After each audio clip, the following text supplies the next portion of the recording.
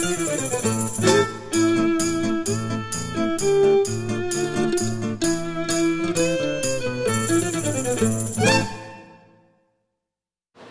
to Gipsy Kitchen. My mom and I are going to show you how to make this beautiful goulash today. There are many types of goulash recipes, but this one is the Sinti Gipsy recipe, which is from Germany, so we hope you like it. So here's some of our ingredients. Things to remember about Gipsy Kitchen, at least in ours, is that there are no rules. We don't follow a recipe, we very rarely measure. So don't be surprised if we change this up a little, but we will put some information down below for you to follow. So one of the first things you're going to need is a really beautiful piece of chuck roast. Try to find a nice, as low fat as possible piece of chuck roast. Get a nice sharp knife, and you want to start heating your pot to medium high. You're going to need some bacon grease. If you don't already have some, you want to cook some bacon and just take that out and whatever grease is left behind. It's important for the flavor of this meat. Start cutting up your meat into cubes. Now you can buy meat that's already cut into stew meat cubes, but it's actually cheaper and you actually get a better cut of meat usually, and you can control the fat. As you can see, my mom is actually removing the fat here. We like to keep our meat low fat. Lightly coat your meat in flour before you brown it. That will help keep in the flavor and the moisture. It will also thicken up your gravy a little bit.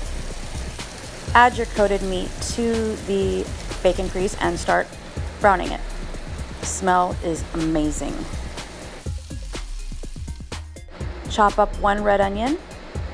My mom is really good at chopping these onions. I'm not allowed to touch that knife because it is really sharp.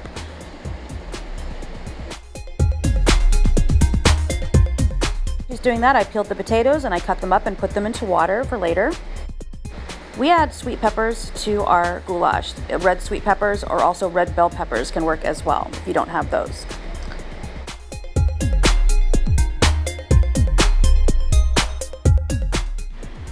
My favorite part of the goulash is the garlic.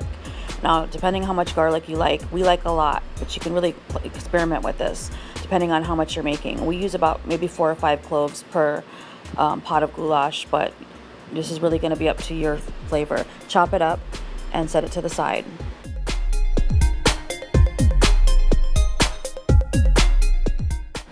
This part is optional. We've actually added this to our traditional recipe, which is red jalapeno peppers.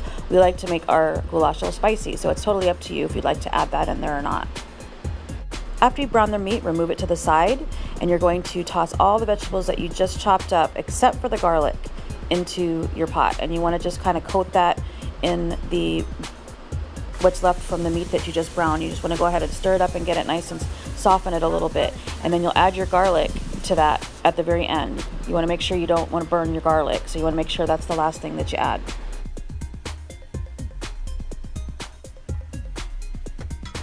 Now add your meat back in.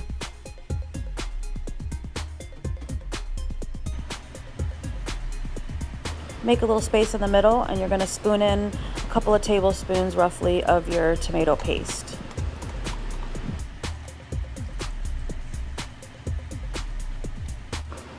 Start mixing it up a little bit. Now the next step is one of the very few things that we do measure, which is the water. You're going to add 4 cups of water to this mixture.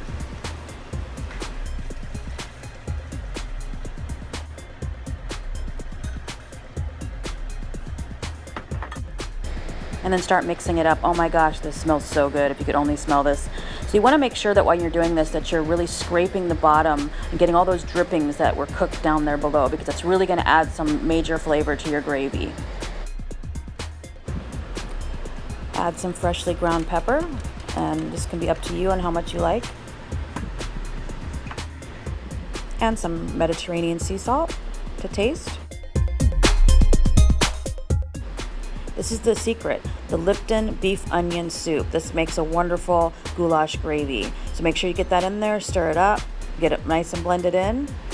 And then the biggest part of the goulash, which is the paprika. You want 2 big tablespoons of paprika.